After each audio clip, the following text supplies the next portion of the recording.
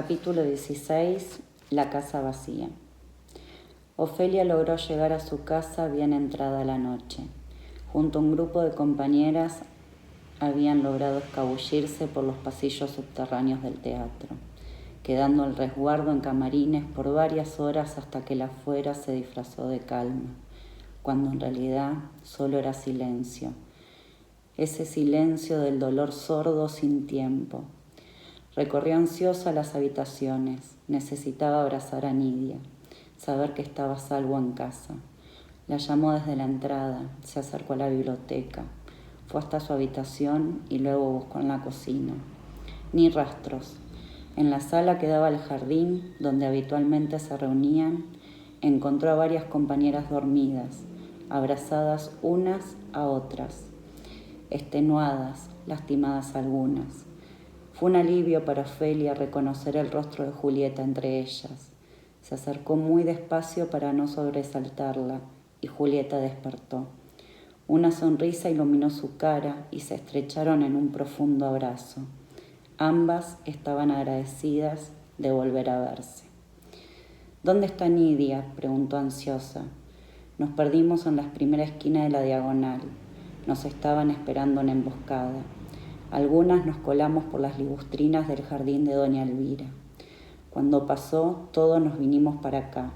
Las estábamos esperando, pero nos venció el sueño, replicó Julieta con hondo pesar. Ofelia creyó desfallecer y un grito desgarrador le creció por las tripas hasta explotar en su garganta, despertando al resto de las compañeras. Un llanto amargo, incontenible, brotó como una cascada. Es mi culpa, de no ser por mí, Nidia nunca se hubiera metido en todo esto. Tengo que encontrarla, murmuró ahogada en llanto. Entre todas la vamos a encontrar, le hizo saber Julieta mientras la abrazaba.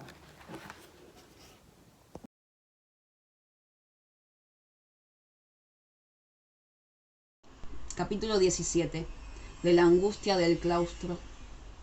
Cuando volvió a conciencia estaba encerrada en una pequeñísima celda sin rejas.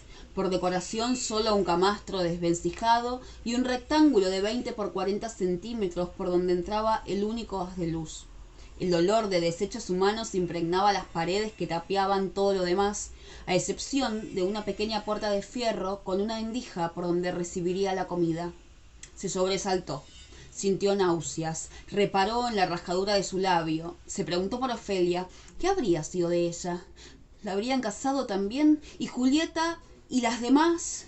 Una puntada partió en diagonal desde el fondo de su cráneo hasta estallarse contra su frente. El recorrido afilado del dolor le recordó la diagonal, el rostro de Ofelia en la calle, el último beso, el taconear de los caballos, el primer machetazo por la espalda y una patada y otra más y risotadas de monstruos, el calor de la sangre que brotaba de su ceja partida, los gritos como ecos, multiplicándose, creciendo con el viento. Recordó también cómo su cuerpo desparramado había sido levantado del suelo y arrojado como bolsa de papas al interior de uno de los vagones. Recordó los ojos aterrorizados de las compañeras que ya estaban ahí, un par de machetazos más, unas cuantas amenazas de salvadores miembros erectos que curarían todos sus males y otro manojo de humillaciones para terminar de quebrantar sus voluntades. El traqueteo del carruaje hizo que su cabeza golpeara contra el barral de madera al que estaba esposada y se desmayó. De repente, el encierro total. No sabía el día ni la hora. No sentía hambre, ni sed, ni ganas de vivir. Su cabeza era una nube turbia de sensaciones que no podía describir. Su ser, un cúmulo de dolores de carne y alma. Su garganta se apretó en un nudo. Creía tener una costilla rota porque una puñalada la acechaba con cada inhalación. Se abrazó a sí misma. Se tuvo compasión. Se reconoció las heridas.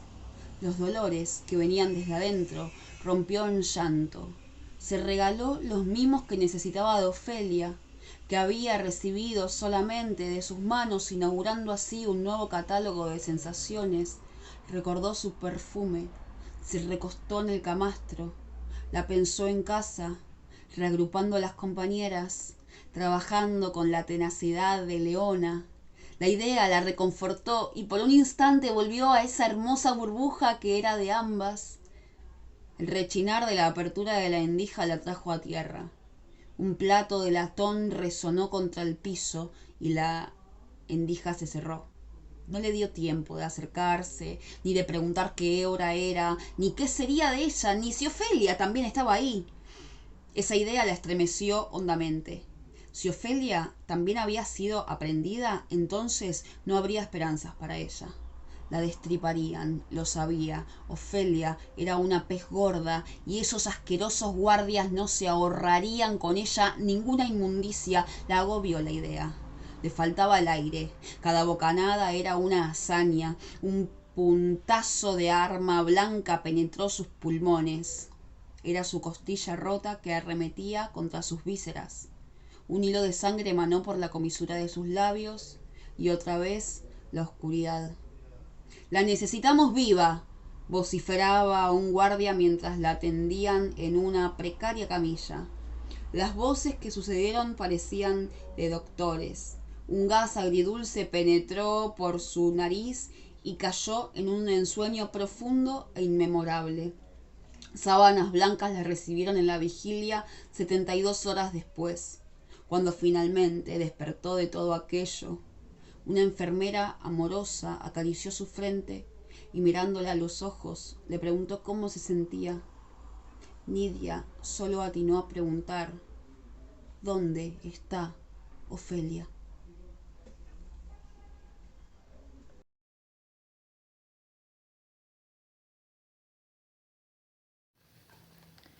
Capítulo 18.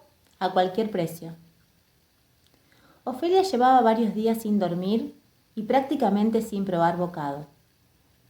Una mano de gigante estrangulaba su garganta desde que supo la suerte que había corrido Nidia aquella tarde durante la brutal represión.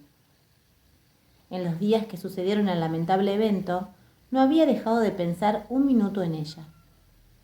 Apeló a todos sus contactos para dar con su paradero. Pudo averiguar que se encontraba detenida en una alejada dependencia de la policía y que en los próximos días ella y las demás detenidas serían trasladadas. No sabía dónde. Era imperioso encontrar la forma de sacarla de allí antes de que eso suceda. La desesperación consumía una a una sus horas sin piedad. La falta de descanso y de alimentación adecuada que venía acumulando desde el inicio del acampe comenzaban a debilitarla y a nublar su juicio. Julieta había vuelto a ocuparse de ella como en otros tiempos, cuando luego de la muerte de Josefina, Ofelia había perdido por completo el deseo de vivir. Desde la mañana siguiente a la corrida, permanecía a su lado con lealtad de lazarillo, intentando sumar un poco de objetividad a toda la situación, proveyendo alimentos y sugiriendo alguna que otra siesta o baño. Ofelia solo pensaba en Nidia y en el suplicio que debería significarle el encierro. La atormentaba imaginar las atrocidades que pudieran cometer con ella los repulsivos guardias. Cada día que pasaba sin recuperarla era una batalla perdida, y la angustia crecía en sus entrañas como una teña gigante que devoraba sus tripas. No tuvo que insistir demasiado para ser recibida por el intendente. Envió la misiva correspondiente para solicitar una audiencia, y para su sorpresa, la misma fue concedida para esta semana. Julieta sí tuvo que insistir para que Ofelia le permitiera acompañarla.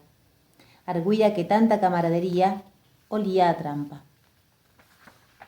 Ofelia sospechaba que se habían llevado a Nidia solo para llegar a ella, y en ese caso estaba dispuesta a entregarse solo para que Nidia no pagara un castigo que le era ajeno. Julieta intentó por todos los medios persuadirla. Quiso convencerla de que se quedara en la casa, que no estaba en condiciones físicas ni emocionales de dar esa pelea, que era riesgoso para el movimiento que ella se expusiera de tal forma y sería juzgado casi como una traición el hecho de que ella se entregara solo para liberar a Nidia. Ofelia desoyó cada palabra. Sacar a Nidia de ese horrible agujero era lo único por lo que vivía. La reunión con el intendente se llevó a cabo el viernes por la mañana. Julieta y unas cuantas compañeras más acompañaron a Ofelia hasta el Palacio Municipal. Era sorprendente comprobar cómo los agentes habían limpiado la plaza de manera tal que no quedaban ni rastros del acampe ni de la violencia de la que había sido escenario. La secretaria informó que solo Ofelia sería recibida. El intendente la esperaba en la terraza que daba a los jardines. Julieta interpeló a Ofelia con la mirada. Temía por su destino y por el de toda la organización.